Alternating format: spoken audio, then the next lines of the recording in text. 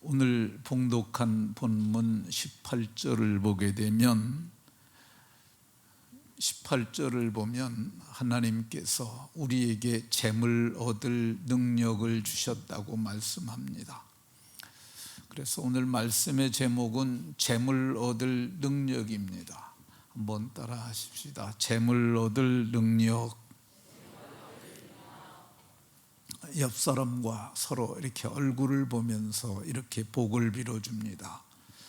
하나님께서 재물 얻을 능력을 주셨음을 믿고 행함으로 재물을 많이 얻어서 선하게 사용합시다.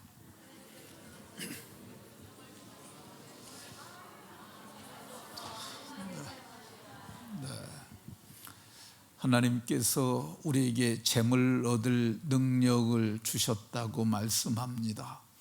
이 말씀 믿으시고 큰 재물들을 얻어서 선하고 아름답게 쓰시고 누리고 나누다가 영광에 들어가는 복이 모두에게 있으시기를 예수 그리스도의 이름으로 축원합니다.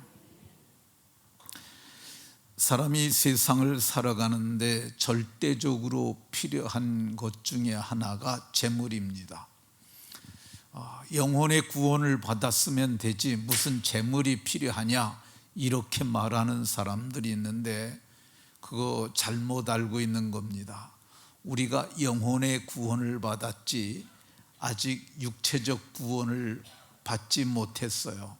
그래서 우리 육체는 물질계에 살고 있고 그래서 물질의 영향을 받을 수밖에 없습니다. 재물이 있어야 그 재물로 자녀들도 양육할 수 있고 재물이 있어야 그 재물로 부모를 공경할 수도 있고 재물이 있어야 그 재물로 하나님께 헌금을 드릴 수도 있고 재물이 있어야 그 재물로 이웃을 섬길 수도 있습니다. 어떤 분들은 그런 말을 해요. 젊어서도 필요하지만 늙으면 더 재물이 필요하다. 그 말이 좀 맞는 부분이 많은 것 같아요. 늙었는데 재물도 없게 되면은 이 품위 유지가 잘 안 됩니다. 품격이 떨어질 수가 있어요. 재물이 우리를 남은 때를 품격 있게 살 수 있게 합니다. 돈을 쓸 때 쓸 줄 아는 것, 이거 사람의 품격입니다. 그러니까 재물은 사랑의 대상은 아닙니다. 성경은 돈을 사랑함이 일만하게 뿌리가 된다고 말씀합니다. 이거를 잘못 읽어가지고 돈이 일만하게 뿌리다 이렇게 얘기하는 그런 분들이 혹이 있어요. 근데 여러분 그렇게 속지 마시고 돈은 사랑의 대상이 아니에요. 그러니까 돈을 사랑하는 게 일만하게 뿌리가 되는 것이지 돈이 일만하게 뿌리는 절대 아닙니다. 이 사람은 돈을 사랑하게 되면 사람이 망가지게 됩니다. 그러니까 돈을 사랑하지 말라고 말씀하세요. 그럼 재물은 뭐냐? 필요한 거야. 그러니까 재물은 우리가 사는데 필요한 것입니다.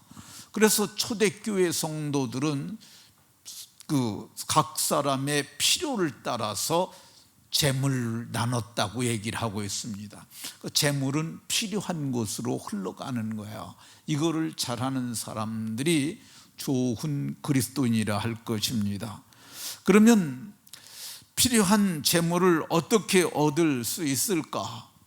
성경은 재물 얻을 능력을 하나님께서 우리에게 주셨다고 말씀합니다. 재물 얻을 능력의 첫 번째가 마음이라고 지난 시간에 살펴봤습니다.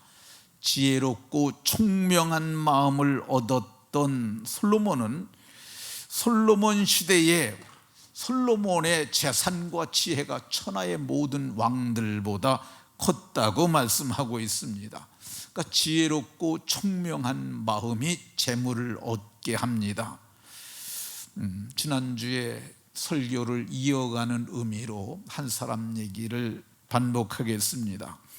우리 교회에 주승우라고 하는 안수 집사님이 있습니다. 성실하고 진실하고 책임감 있게 행동하며 남을 배려할 줄 아는 훌륭한 그리스도인이라고 생각이 듭니다. 이 집사님이 창업을 했습니다. 제이와이어 커팅이라고 하는 작은 회사를 창업을 했어요. 1인 기업에 가깝습니다. 혼자 하다가 4개월 전에 창업했는데 조금 이제 수주가 많아지니까 직원을 1명 뒀습니다. 김은혜라고 하는 직원입니다. 여러분도 아시는 분일 텐데, 네, 근데 정식 직원을 하면 또 세금을 많이 내야 되는데요. 근데 이게 정식 직원이면 세금을 많이 내게 되기 때문에 알바생으로 쓴다고, 알바로 쓰고 있다고 그럽니다. 이거를 어떤 분들은 세금 안 내려고 그런다, 이렇게 나쁘게 얘기할 수도 있습니다. 그런데 이런 거를 세무에서는 절세라고 하더라고요. 그러니까 탈세는 불법이지만은 절세는 괜찮다. 세무사들이 얘기를 가르쳐 주는 거예요. 절세는 해도 되는 것이라 이렇게 생각이 듭니다. 그러면 주승우 집사님이 어떻게 이렇게 빠른 기간 내에 작지만 기업을 차렸고 그리고 이게 정상화가 되게 되었느냐? 이 시편 78편의 다윗과 같이 자기 마음의 완전함 그리고 그 손에 능숙함이 있었던 것으로 보여집니다. 이걸 개역 성경에서는 마음의 성실함이라고 그랬어요. 그러니까 우리 주집사가 성실하거든요. 그리고 그 손에 능숙함, 일을 이룰 줄 아는 능력이 그에게 있기 때문에 그렇습니다. 두 번째로 하나님께서 우리에게 재물 얻을 능력으로 주신 게 뭐냐? 생각입니다. 생각.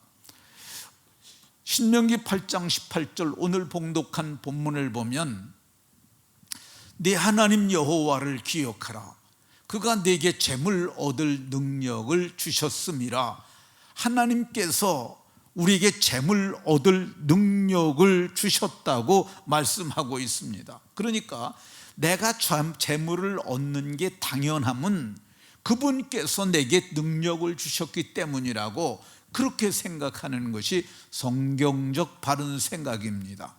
그러니까 나는 하나님이 능력을 주셨으니 재물을 얻을 수 있다. 근데 재물을 조금 얻는 것보다 많이 얻는 게 좋잖아요. 그러면 하나님 내게 많이 얻을 생각을 더해 주옵소서라고 그렇게 하면 저는 좋겠다고 생각이 듭니다. 그런데 많은 사람들이 나 같은 사람이 어떻게 큰 재물을 얻을 수 있는가, 자기를 과소평가하고 자기를 적게 여기는 경우들이 꽤 많이 있습니다. 사사기라는 책이 있습니다. 이 사사들이 치리하던 때를 기록한 것을 사사기라고 이렇게 말합니다. 그 사사 중에 이 요아스의 아들 기드온이라는 사람이 나옵니다. 근데 기드온이 이 미디안에게 알리지 아니하려고 밀을 포도주 틀에서 타작하더니, 이 기브온이라는 사람이 어떤 사람이었냐면요, 밀을 포도주 틀에서 타작하였다고 얘기를 합니다. 이 밀이나 보리를 타작하는 것을 요즘 젊은 세대는 이해가 못할 겁니다. 근데 저만 하들 때도, 저가 학교 다닐 때만 하더라도 학교 가는 길목에 밀밭도 있고 보리밭도 있었어요. 그러니까 밀과 보리는 이제 이 초여름에 지금쯤 이제 추수하는 그런 곡물이에요. 근데 우리가 그걸 따가지고 이 삭을 따가지고 앞에 가는 학생의 바지 밑에다 집어넣으면 그게 막혀 올라갑니다. 그런 경험 안 해보셨어요? 안 해보셨어요? 김종 권사님 안 해보셨어요? 왜 안 해봤을까? 아니 옛날에 우리 때는 그런 거 해봤습니다. 집사님 안 해보셨어요? 그거 봐, 해봤대잖아요. 우리 그거 다 해봤어요. 근데 그게 가시렘이라고 하는 것인지 모르겠는데 그게 이제 익잖아요. 그럼 가시레미가 부스러져요. 그러면 그게 이런데 몸에 붙으면은 몹시 불편합니다. 근데 타작을 하게 되면 그게 다 부서지는 거야. 가시레미가 막 나오는 거야. 타작은 어디서 합니까? 넓은 곳에서 하고 바람이 부는 데서 주로 해요. 바람 피해가면서. 근데 이 기드온이 타작한 데가 포도주 틀이라고 얘기를 합니다. 포도주 틀이 어떻게 생겼느냐 하면은 저런 것이 포도주 틀이에요. 이게 이제 발굴을 통해서 고대의 포도주 틀이 나온 거야. 포도밭에서 포도를 따가지고 포도주 틀에다 붓고 사람이 밟게 되면 그게 포도주가 넘어가가지고 그걸 포도주를 이제 담아가지고 그거를 포도를 만들고, 그러니까 포도주를 만들고 그렇게 되는 거겠죠. 근데 지금 근데 이 포도주 틀이 3m에 3m로 가정하면은 9해배 정도 됩니다. 9해배. 가로 3m, 세로 3m, 깊이 1m 하면 9m 정도면 내가 생각하건대 한 10서너가 아마 들어갈 것 같아요. 1해배가 1m, 1m, 1세제곱미터를 1해배라고 보통 그 공사장 용어로 그렇게 씁니다. 근데 그 정도니까 아마도 3m, 3m라고 그래요. 만밖에 안 하잖아요. 근데 거기서 타작을 하는 거예요. 이게 얼마나 그게 힘들겠어요. 그거 타작하다 보면 몸으로 막 들어오고, 그리고 땀이 나면 그게 이런데 붙어요. 그러게 되면 아주 이게 불편함이 이루 말할 수가 없습니다. 근데 거기서 타작한다는 게 뭘 얘기를 하는 거예요?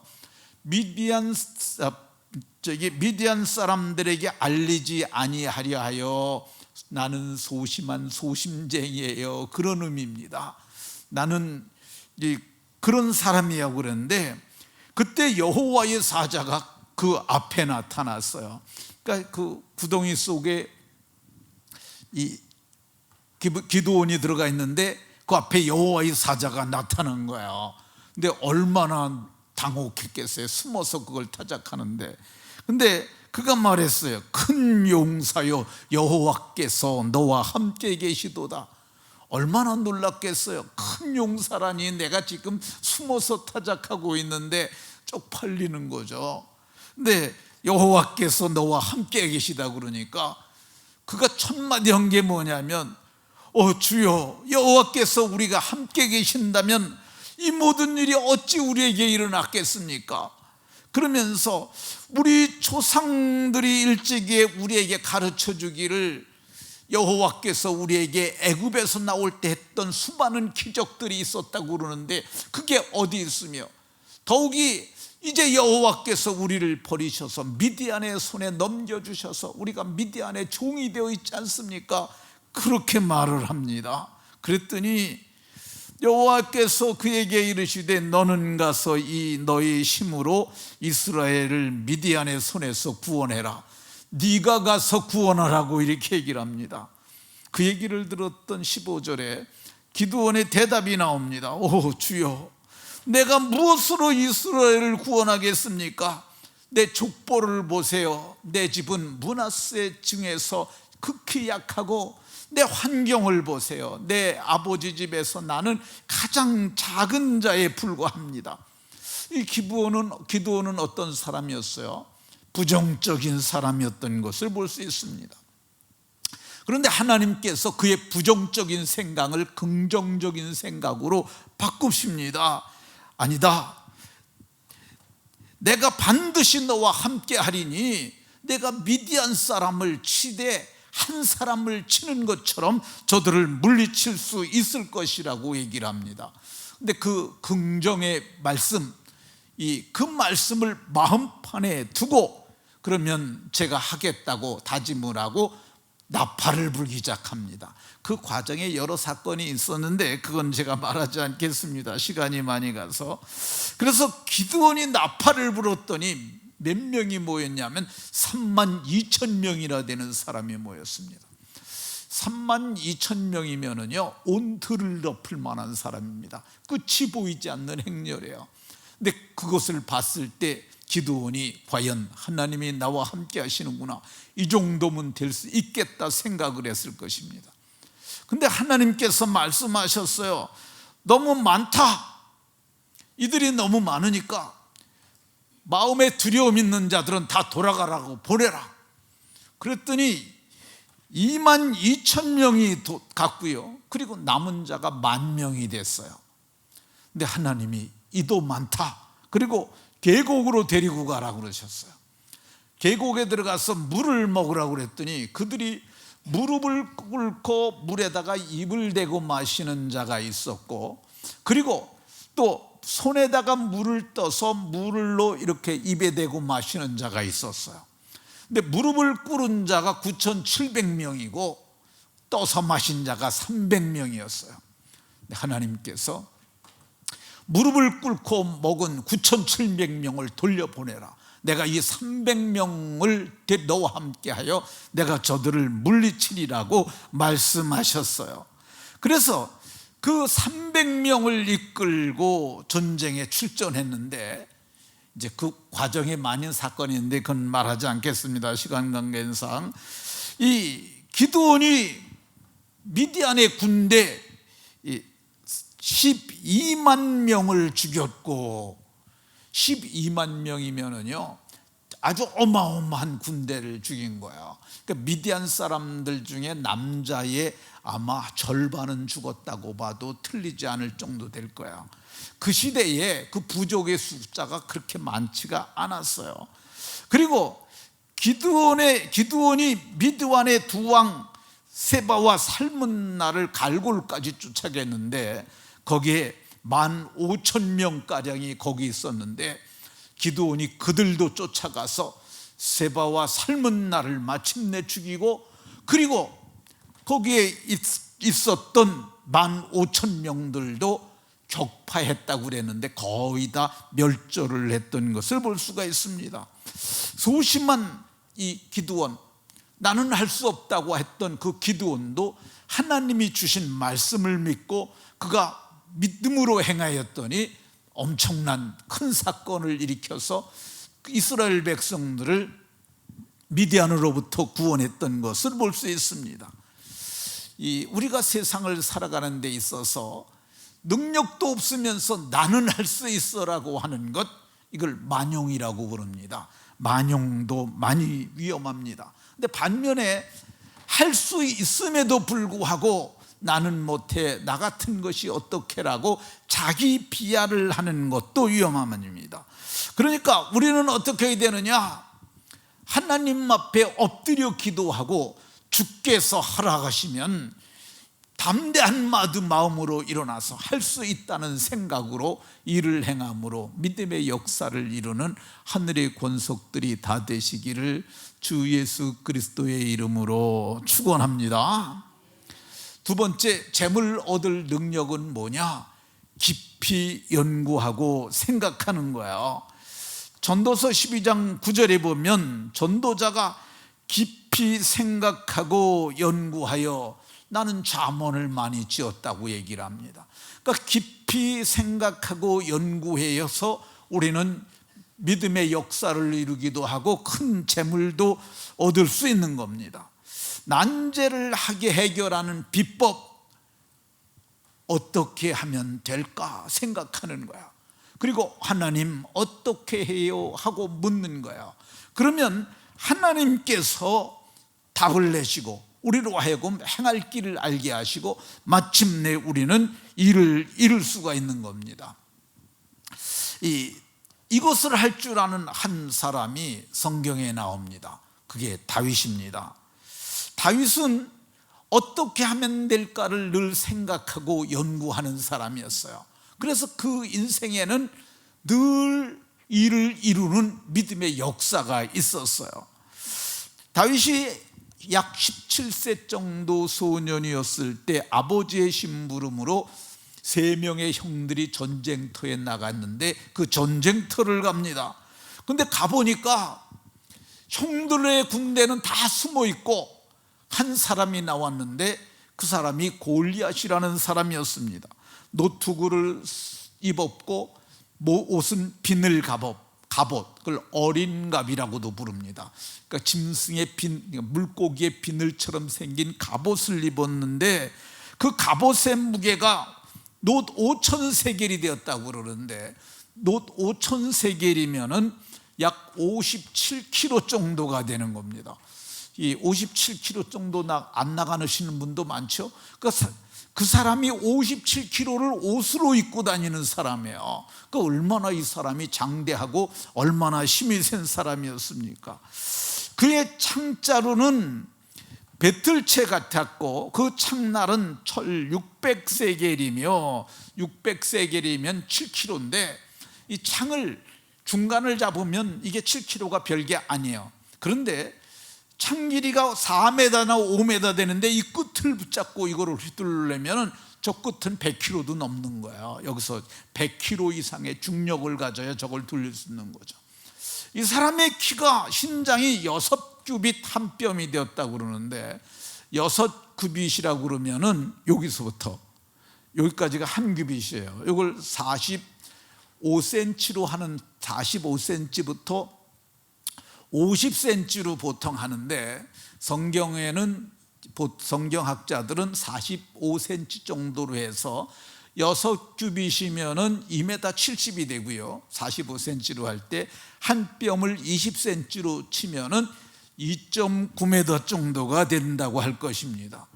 그림으로 한번 보시겠습니다. 이 사람이 다윗이 약 175cm 정도면 제가 175가 안 되는데 제가 70kg 정도 되거든요. 그러니까 이게 2m 90이 되면은 저 사람 무게는 얼마가 되느냐? 이게 키로만 따지면 안 돼요. 키가 크면은 옆에도 굵게 돼 있다고요. 그래서 저 정도면은 약 300kg 정도 된다고 할 것입니다. 그러니까 다윗이 100kg를 든다 그러면은 저 사람은 얼마 정도를 들 수 있는 사람이냐? 한 600kg 이상을 들 수 있는 아주 장사라고 할 수 있는 사람이죠. 그러니까 600kg가 70kg짜리 다윗은 아마 한 손으로 돌려다도 날릴 수도 있을 만큼 어마어마한 괴력의 사람이라고 할 것입니다. 근데 저가 나와서 이스라엘을 모욕을 합니다. 모든 사람이 그 사람을 보고 심히 두려워하여 그 앞에 도망해갖고 모두가 다 숨어버리고 말았어요. 근데 다윗은 그 사람의 얘기를 듣고 마음에 거룩한 분노가 일어납니다. 이 할례받지 않은 블레셋 사람이 누구에게 살아계시는 하나님의 군대를 모욕할 수 있겠느냐? 그리고 사울을 만납니다. 저 블레셋 사람 때문에 낙심하지 말 것이라 종이 가서 저 블레셋 사람과 싸우겠습니다. 근데 그 얘기를 듣고 있던 사울이 네 용기는 가상하다마는 너하고 저 사람하고 어떻게 싸움이 되겠느냐? 너는 소년이고 저는 어려서부터 전쟁터에서 잔뼈가 굵은 큰 용사다. 그러니까 다윗이 무슨 말씀을 그렇게 하십니까? 제가 이렇게 채구는 자가도 아버지의 양무리를 지킬 때 사자나 곰이 와서 새끼를 훔쳐가면은 내가 그것을 쫓아가서 그것을 치고 그 입에서 내가 새끼를 건져내고 그 짐승을 쳐 죽였습니다. 내가 사자나 곰도 쳤은즉 살아계시는 하나님의 군대를 모욕한 이 할례받지 않은 블레셋 사람을 그냥 두겠습니까? 걱정하지 마시라고 얘기를 합니다. 그러니까 사울이 그 얘기를 듣고 여태까지 한 명도 나타난 자가 없었는데 유일하게 한 사람 골리앗과 싸우겠다고 나타났잖아요. 여기에 사울의 생각이 나옵니다. 사울의 생각을 하고 어떻게 했냐면 그럼 내 군복을 입고 가라. 그러면서 노투구를 입히고 그 노투구를 그 머리에 씌우고 그에게 갑옷을 입히고 자기가 쓰는 병장기를 내어주고 합니다. 이게 효과적인 사울의 방법이 효과적인 방법 같아 보이십니까? 이거는 멋있죠. 근데 지금 패션쇼 하는, 갑옷 입고 갑옷 패션쇼 하는 거 아니잖아요. 지금 목숨을 걸고 전쟁터에 나가는 거예요. 사울의 방법을 따랐다면 다윗은 그날 거기서 목숨을 잃었을 것입니다.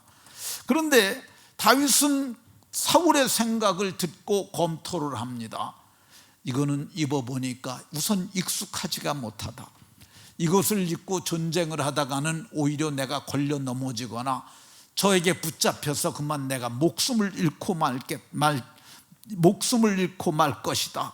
그렇게 생각을 하고, 그가 왕 앞이지만은, 왕께서 제게 주신 것이지만은 이거에 익숙하지 아니하니 이것을 입고 가지는 못하겠습니다. 이거 정중한 거절이죠.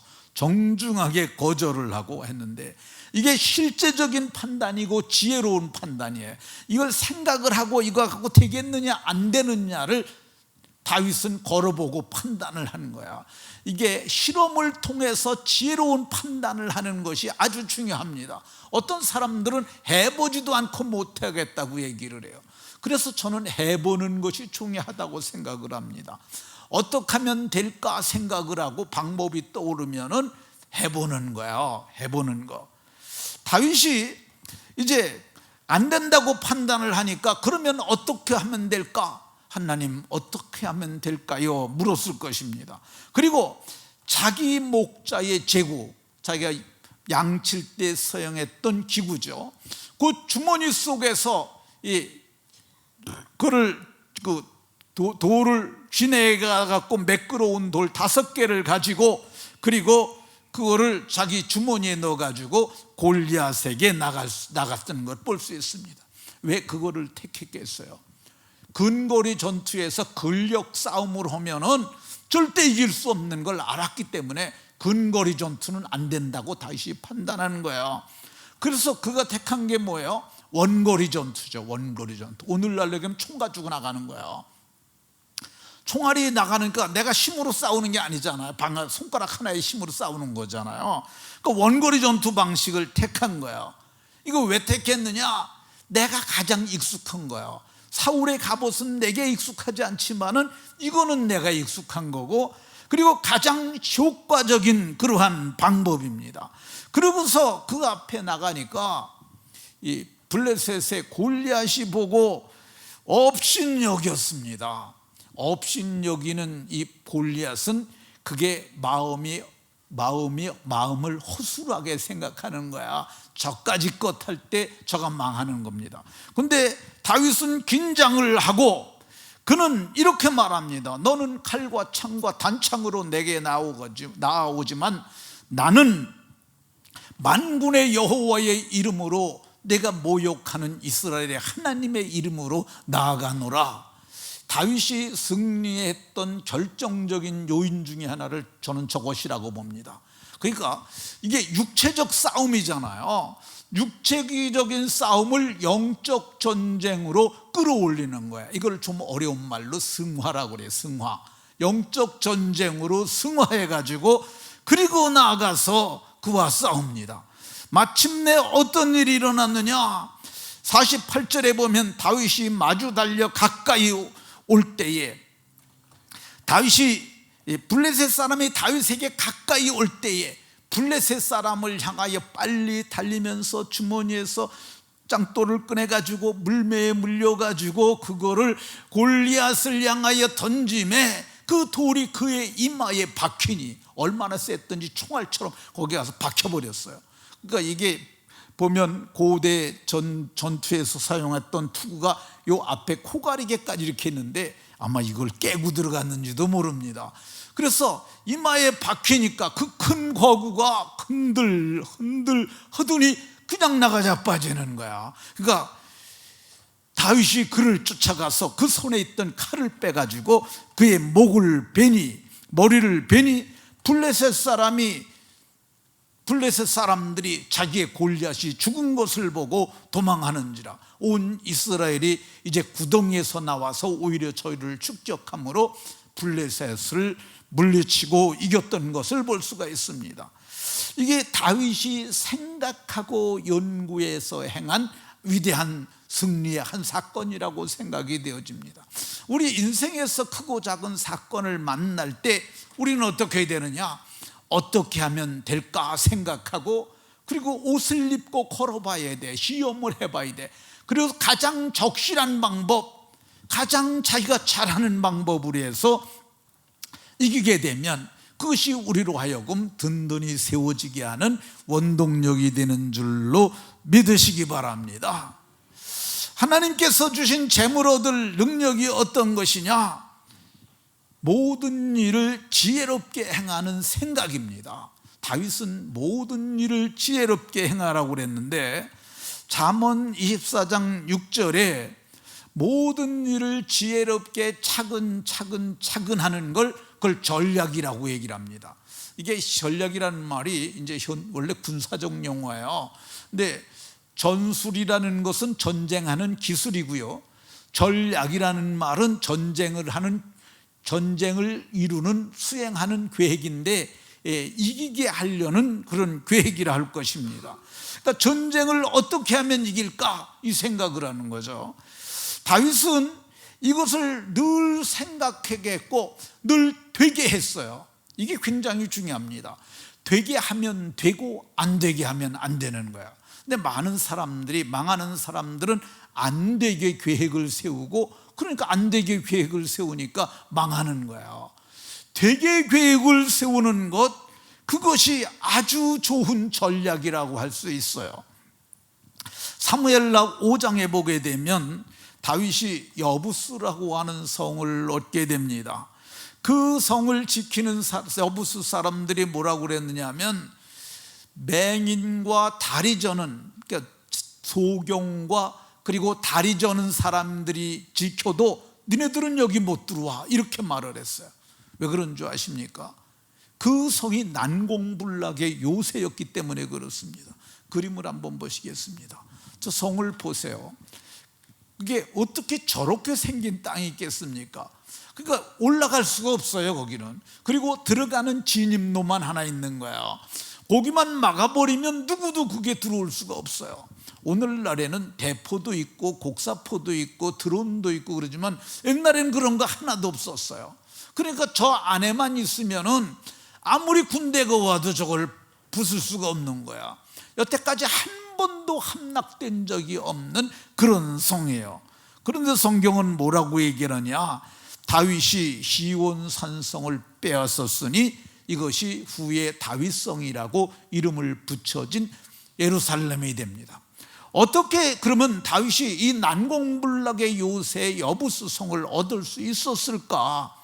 다윗은 두 가지 전략을 썼어요. 첫 번째는 뭐냐면 수구로 올라가라, 이렇게 얘기를 했어요.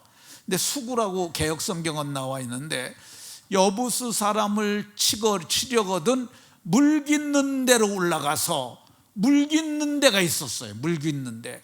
그래서 다윗이 그 명령을 내립니다. 근데 이 물 깃는 데가 어떻게 생겼느냐 하면은, 다윗은 이제 그 성을 공격하기 전에 그 성을 정탐을 한 거야. 아마도 직접 갔는지 아니면 부하를 보냈는지 모르지만은 물 깃는 데가 있는 걸 발견을 합니다. 그거를 이제 그 단면도를 보게 되면은요, 이게 지금 여기 이 그림에 보면은요, 이게 성인데 이렇게 성이 있는데, 여기 기온샘이라는 데서 물이 흘러 들어와요. 그러면 여기서 이렇게 해서 이걸 이렇게 수직갱도를 파고, 여기서부터는 이렇게 갖고 이 위로 다 이렇게 성 안에까지 들어갈 수 있는데, 이거를 이렇게 판 거예요. 근데 이게 있는 걸 1940년대에 워렌이라는 사람이 이걸 발견하게 됩니다. 그래서 이거를 워렌 수갱이라고도 얘기를 해요. 근데 다윗이 뭐라고 그랬냐면, 조사를 해보니까 여기 성 밖에서 일리 들어갈 수 있는 거예요, 여기까지. 그래서 요걸 타고 올라가가지고 일려갖고 성 안으로 나와가지고 그 사람들이 성문을 지키는 자들을 다 쳐 죽이고 성문을 열게 되면 밖에 있는 사람이 들어가면 되잖아요. 다윗이 이걸 연구한 거예요. 어떻게 하면 될까? 그래가지고 사람을 보내갖고 정탐을 하게 되고 수구로 진짜로 들어가가지고 올라가는 것까지 다 해봤겠죠. 그러고 나서 된다, 그렇게 판단을 한 거죠. 그래서 성경을 보게 되면 다윗이 수구를 통해서 들어갔기 때문에 마침내, 여기 다시 사진 한번 띄워줘 보세요. 이게 보면 수직갱도는 이렇게, 요즘에는 이걸 발견할 때 이렇게 올라갔다고 그래요. 수직이니까. 그래서 근데 그때 당시에는 아마 이 사람들은 이런 걸 잘하는 사람들이니까 대검을 갖다가 여기다 꽂고 한 발 올려놓고 또 이렇게 올려놓고 그러면서 마침내 올라갔겠죠. 그래서 다윗은 이 성을 수구로 올라가는 전략을 하나 택했고요. 또 하나의 전략은 어떤 것이었느냐 하면은 경쟁을 통해서 이기게 했어요. 그 성, 경쟁을 통해서 그 성을 함락시키게 했어요. 성경을 보면 역대기 11장에 보면 이 11개의 내용과 똑같은 내용인데 그 방법을 좀 달리합니다. 어떻게 하느냐 하면 다윗이 시온산을 빼앗았는데 11장 6절에 보면 먼저 여부수성을 치는 자는 우두머리와 지휘관으로 삼으리라. 먼저 여부수성을 치는 자는 우두머리와 지휘관을 삼으리라, 이렇게 말씀하였습니다. 근데 우두머리와 지휘관은 군사령관을 삼겠다는 거야. 사실 군대에서 원스타에서 투스타 되는 거 어렵거든요. 근데 제 친구가 원스타까지 한 사람이 있는데 투스타를 진급을 못했어요. 근데 그분은 우리나라 군대는 정치적 영향을 받아가지고 자기 말로는 지역 때문에 자기가 안 됐다고 그러는데 어쨌든 투스타를 못 달고 예편을 했어요. 근데 정상적으로 해도 7년이 걸려야 그게 원스타에서 투스타 올라가는데 7년 걸린다고 그럽니다. 그런데 지금 다윗이 제안한 게 뭐예요? 누구든지 올라가라는 거예요. 누구든지. 먼저 여부스 사람을 올라가서 치고 성문을 여는 자에게는 군사령관의 지위를 맡기겠다는 거예요. 이게 얼마나 파격적인 거야. 그러니까 심좀 쓴다는 사람들이 다 나서지 않았겠어요? 내가 가야겠다, 내가 가야겠다, 죄다들 나섰겠죠. 그래서 성경을 보게 되면 수루야의 아들 요압이 먼저 올라갔으므로 그가 우두머리가 되었고 그가 마침내 이스라엘의 군사령관이 되었던 것을 볼 수가 있습니다. 그러니까 다윗은 그 난공불락의 요새를 함락시키기 위해서 어떻게 했냐? 수구 물 깃는 데로 올라갔고, 그리고 거기에 빨리 올라가는 자들에게는 군사령관을 시키겠다는 옵션을 줘가지고 그가 이기게 했던 것을 볼 수가 있습니다. 뒤에 많이 남았는데 반밖에 못했는데 오늘 여기까지만 해야 할 것 같습니다. 말씀을 마치도록 하겠습니다. 다윗은 어떤 사람이었느냐? 그는 열심히 생각한 사람이었어요. 어떻게 하면 될까 생각했던 사람이었어요. 그래서 결론만 얘기를 하도록 하겠습니다. 이게 반복하기가 힘드니까. 다윗에 대한 세인의 평가가 어떠했느냐?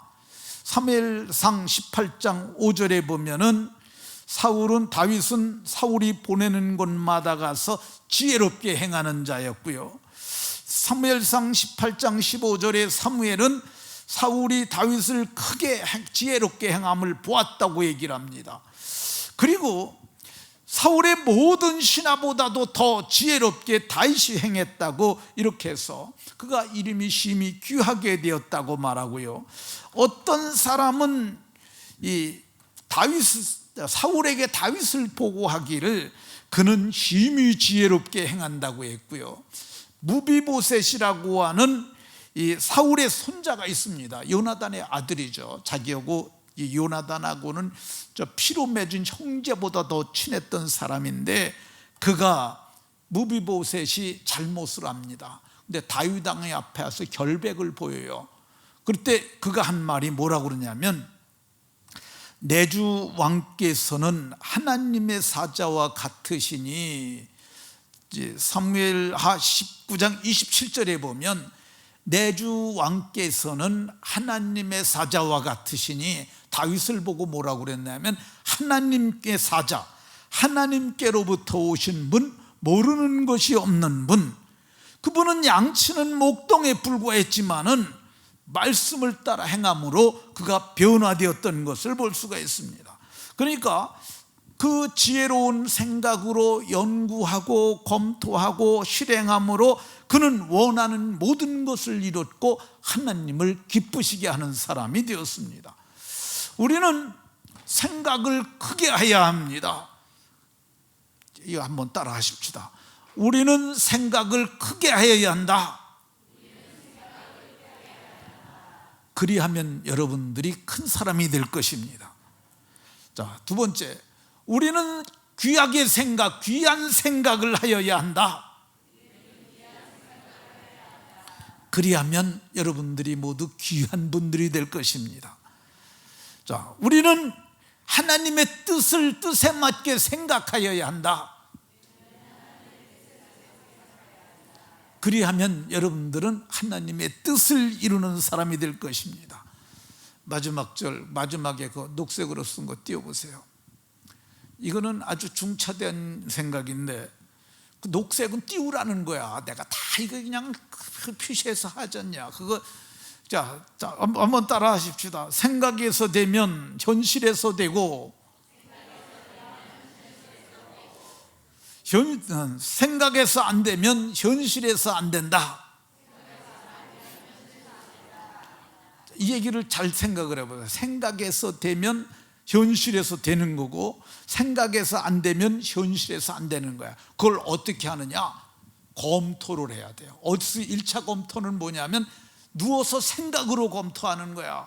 눈을 딱 감고 누워가지고 혹은 하나님 앞에서 교회와 생각하는, 하나님 이거 이렇게 하려고 그러는데 그 생각을 쫙 차근차근 해보는 거야. 근데 생각에서 되면 현실에서 되는 거야. 근데 생각에서 안 되면 현실에서 안 되는 거야. 안 되는 걸 무리하게 하는 것은 망하는 첩경입니다. 모두가 하는 마음의 소원을 두고 행하는 것을 다 이루는 지혜로운 사람들이 다 되시기를 예수 그리스도의 이름으로 축원합니다. 하나님, 오늘도 재물 얻을 능력을 우리에게 주셨다는 말씀의 근거에서 어떻게 하면 우리가 일을 이루는 사람이 될까를 말했습니다. 하나님, 긍정의 믿음으로 크게 생각하여 큰 사람 되고, 귀하게 생각하여 귀한 사람 되고, 하나님의 뜻에 맞게 생각함으로 하나님의 뜻을 이루는 사람들이 다 되게 하여 주옵소서. 예수 그리스도의 이름으로 기도하옵나이다. 아멘.